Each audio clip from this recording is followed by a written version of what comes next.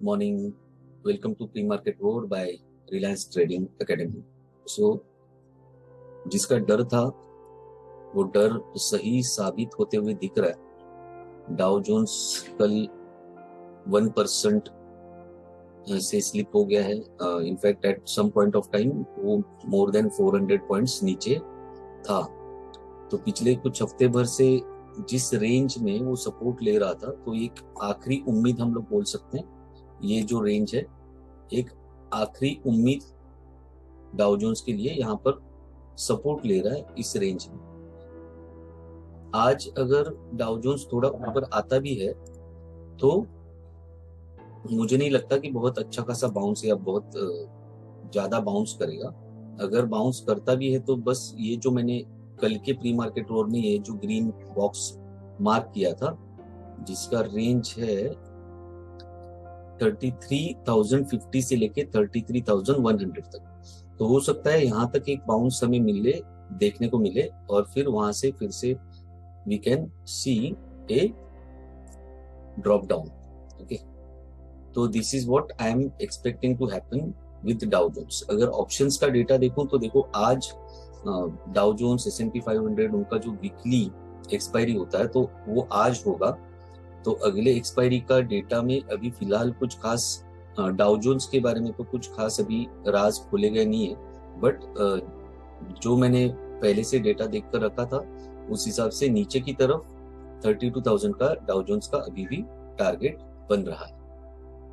बात करते हैं S&P 500 की, तो S&P 500 में भी 3800 का 3800 का जो सपोर्ट है, अभी तक उसके नीचे क्लोजिंग नहीं दिया है, तो यही आखिरी उम्मीद है 3800 की। S&P 500 के लिए 3800 की एक आखिरी उम्मीद है।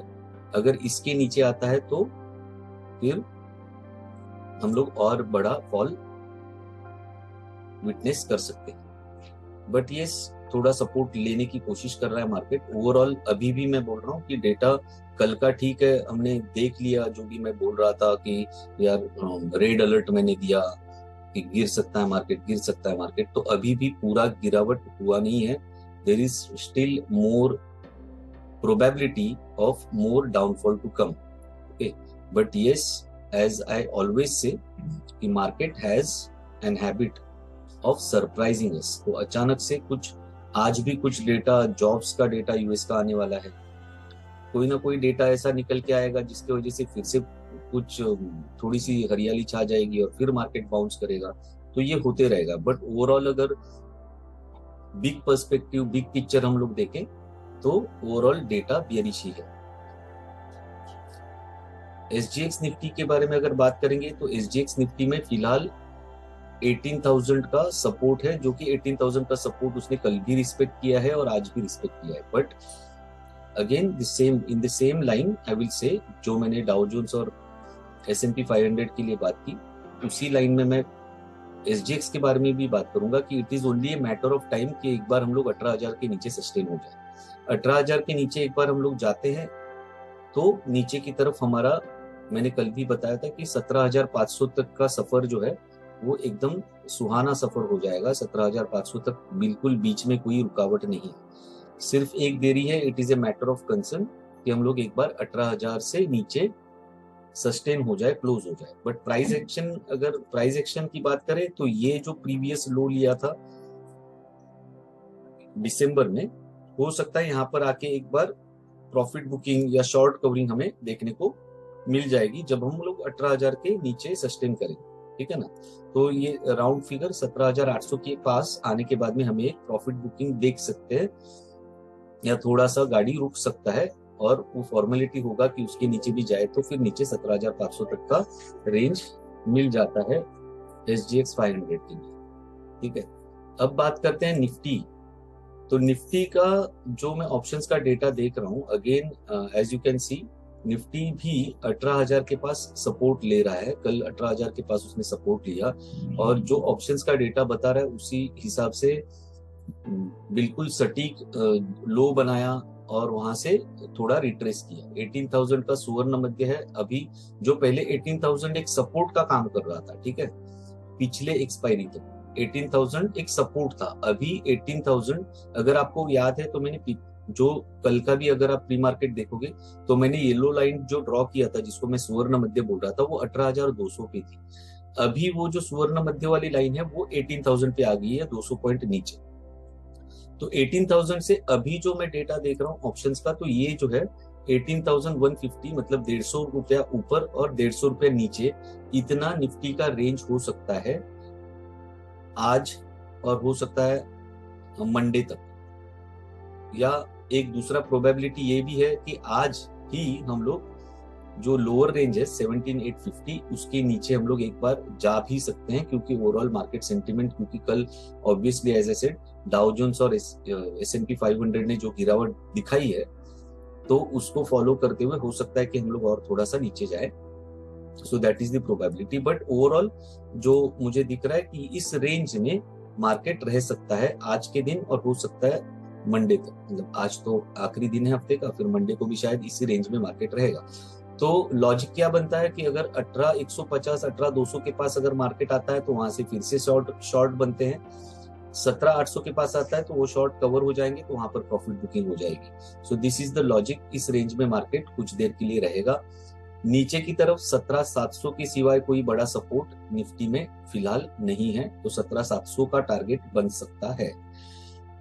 सिमिलरली बैंक निफ्टी, ये रेंज हो सकता है बैंक निफ्टी के लिए 43,000 ऑन दी हायर साइड, और 43,000 पे अगर प्रोबेबिलिटी तो बहुत कम लग रही है, लेकिन फिर भी अगर 43,000 तक आ गया तो वहां से मैं बेझिझक बैंक निफ्टी को शॉर्ट करूंगा, उसके कॉल ऑप्शंस बेचूंगा, उसके पुट ऑप्शंस खरीदूंगा, फ्यूचर्स में शॉर्ट करूंगा, जो भी मैं कर सकता हूं मैं करूंगा। ओके, क्योंकि 43,000 एक बहुत बड़ा रेजिस्टेंस बन के अभी उभरा है। पिछले एक्सपायरी तक 43,000 एक सुवर्ण मध्य था, एक मैग्नेटिक लेवल था। अभी फिलहाल 42,500 के पास सुवर्ण मध्य है, थोड़ा सा उसके ऊपर ही कल क्लोजिंग दिया है, but this is the range which I am expecting to work for bank Nifty. ऊपर की तरफ 43,000, नीचे की तरफ 42,200। So this is the range which I am expecting for bank Nifty. अब बात करते हैं लहरों के विरुद्ध सफर करने वाला अपोलो टायर। अपोलो टायर ने ये जो सितंबर मंथ का हाई बनाया था, इस सितंबर मंथ के हाई को नवंबर में ब्रेकआउट किया था, और ये नवंबर में जब ब्रेकआउट किया था अगर आप देखोगे तो शायद मैंने नवंबर के महीने में 28 नवंबर के आसपास के प्री मार्केट में इसको कवर भी किया था, और उस वक्त मैंने ये प्रोबेबिलिटी मैंने ड्रॉ करके रखा था कि ऐसा कुछ प्राइस एक्शन हमें देखने को मिल सकता है। फिर वहां पर काफी देर तक कंसोलिडेशन करने के बाद में फिर एक रिवर्सल बोलो या रिट्रेसमेंट हमको देखने को मिला। एकदम सटीक जो मैंने ड्रॉ किए थे कैंडल्स वैसा काम नहीं हुआ, बट स्टिल 300 के आसपास तक हमें फिर से एक बार एंट्री देके आज कल एक नया ब्रेकआउट दिया है, जो कि 330 के ऊपर अपोलो टायर्स ने ब्रेकआउट किया। अभी इसका जो टारगेट है हो सकता है आज भी आए या अगले हफ्ते में आए। थोड़ा सा रिस्की होगा इस लेवल से इसमें काम करना, लेकिन फिर भी ऊपर की तरफ इसका 350 का टारगेट बन रहा है, जो यहाँ से अभी भी 3.5% ऊपर है, विच अगर कोई एफएनओ में काम करता है तो बहुत बड़ा मूवमेंट, 11 रुपए का 10-11 रुपए का is a very big movement, but बहुत रिस्की है। तो मुझे ऐसा लगता है कि मैं इसको ऑब्जर्व करूंगा, ट्रेड नहीं करूंगा, जस्ट टू क्रॉस चेक कि मेरा एनालिसिस सही है कि नहीं, just to test myself, मैं खुद का एग्जाम लेने के लिए कि यार मैं जो पढ़ रहा हूँ डेटा वो मैं सही पढ़ रहा हूँ या नहीं पढ़ रहा हूँ। तो 350 से, लेकिन अगर मुझे शॉर्ट बिल्टअप आते हुए नजर आया 350 से, तो मैं वहां से शॉर्ट अपॉर्चुनिटी जरूर अपोलो टायर्स में बनाऊंगा, क्योंकि अभी बहुत पहाड़ ऊपर चढ़ चुकी है गाड़ी, तो थोड़ा सा पहाड़ नीचे भी उतरना चाहिए, तभी स्ट्रेंथ बनी रहती है। ठीक है, तो 350 में अगर मुझे मिलता है तो मैं इसमें शॉर्ट अपॉर्चुनिटी के लिए वेट करूंगा। अगर डेटा सपोर्ट करता है तो मैं वहां से एक शॉर्ट अपॉर्चुनिटी ले लूंगा। अब बात करते हैं दूसरे कंपनी की जिसका नाम है अतुल। तो अतुल में डेटा बहुत ज्यादा डाइसी है। फिर से देखो, क्लियर इंडिकेशन कुछ नहीं है, बट स्टिल 8,000 का जो उसको सपोर्ट है, 8,000 और 7,750 राउंड फिगर बोल रहा हूँ, 7,000 के आसपास या 7,800 जो भी है, तो ये जो 7,800 से लेके 8,000 के बीच का जो सपोर्ट है, ये पहले भी बहुत बार टेस्ट हो चुका है अतुल का, और ये एक स्ट्रॉन्ग सपोर्ट के तौर पर इसने काम किया है। और अगर आप देखो तो ये लंबी समय से अगर आप देखोगे तो ये एक, इसको हम लोग बोलते हैं डिसेंडिंग ट्रायंगल, इसको बोलते हैं डिसेंडिंग ट्रायंगल, जब प्राइस लोअर हाइज बना के हुए नीचे नीचे आती है, ठीक है। तो एक डिसेंडिंग ट्रायंगल पैटर्न इसमें बन रहा है, ओके। और अगर यहां से देखूं तो ये एक डिसेंडिंग ट्रायंगल पैटर्न इसमें बन रहा है, तो इसका ब्रेकआउट हो सकता है, इस जो अभी मार्केट में सिचुएशन है उस सिचुएशन में इसका ब्रेकआउट हो सकता है। तो अगर सस्टेन किया, अगर नीचे की तरफ ब्रेकआउट हुआ तो हमें बहुत बड़ी नीचे की तरफ मूवमेंट मिल सकती है। अगर ऊपर की तरफ ब्रेकआउट हुआ तो 8,500 से लेकर 9,000 तक का हमें मूवमेंट ऊपर की तरफ भी मिल सकता है। तो ये एक बहुत ही डू और डाई जैसे सिचुएशन में अतुल भी पहुंच गया है, तो इसके ऊपर भी हमें ध्यान रखना पड़ेगा कि क्या ये इसको ब्रेकआउट करता है या नहीं ब्रेकआउट करता है। अगर ब्रेकआउट करता है तो हमें इसमें भी एक शॉर्ट अपॉर्चुनिटी मिलेगी, ठीक है। तो क्लियर कोई आज ना अपोलो टायर्स में कोई क्लियर विजन मिल रहा है ना अतुल में, but still these are the stocks to watch, है ना। कोई एक क्लियर मैं आज ट्रेड आइडिया नहीं दे पा रहा हूँ, but still these are the stocks that you should keep on your watch list for one big trade opportunity in coming days, maybe in the next week, okay। so हफ्ते का आखिरी pre market road यहीं पर खत्म करता हूं, फिर मिलेंगे अगले हफ्ते मंडे के प्री मार्केट रोड में। तब तक के लिए thank you. Don't forget to like, comment, share and subscribe, and also you can mention आपको जो भी स्टॉक्स के बारे में अगर मेरी तरफ से कुछ एनालिसिस अगर आप चाहते हो तो आप वो कमेंट में मेंशन कर सकते हो, वीडियो के कमेंट में, तो मैं उसको अगले प्री मार्केट में कवर करने की कोशिश करूंगा।